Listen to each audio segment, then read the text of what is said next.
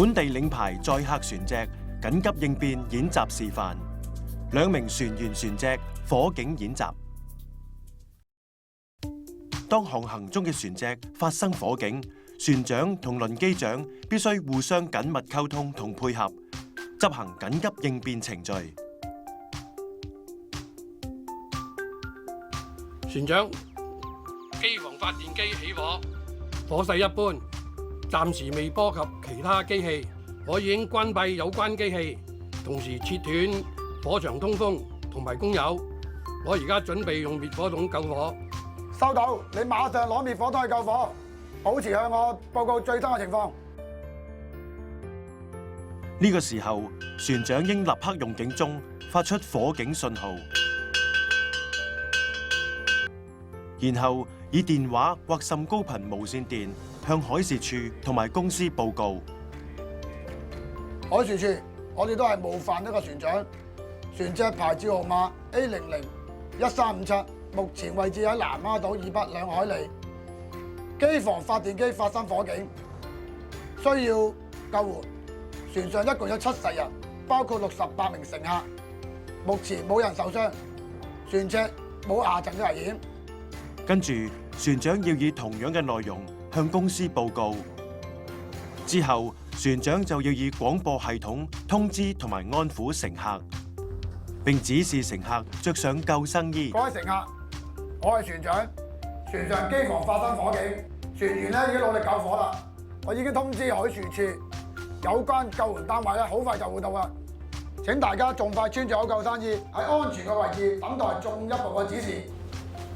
喺安全嘅情況下，船長應協助乘客穿着救生衣。船長，機房嘅火已經撲滅，其他機器未被波及，可以繼續行程。做得好啊，大家唔該晒。各位乘客，我係船長，船上嘅火已經撲滅啦，主要嘅機器都冇受損，我哋嘅行程可以繼續。約20分鐘後會到達中環碼頭。為安全起見，請大家繼續着住救生衣，直至隻船泊好碼頭為止。海事處，我係冒犯一個船長，船隻牌照號碼 A001357，船上嘅火已經撲滅啦，冇人受傷，主要機器都冇受損，可以繼續航行往中環碼頭。預計20分鐘會到達碼頭為止。隨後，船長要以同樣內容向公司報告。2名船員船隻火警演習重溫。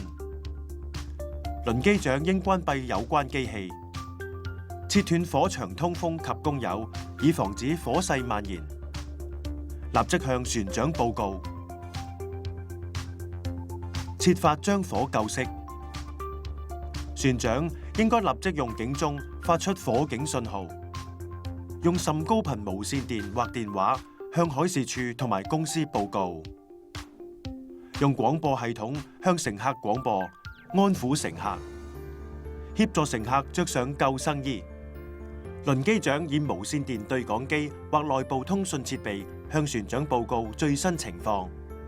船長應通知乘客，並向海事處及公司報告最新情況。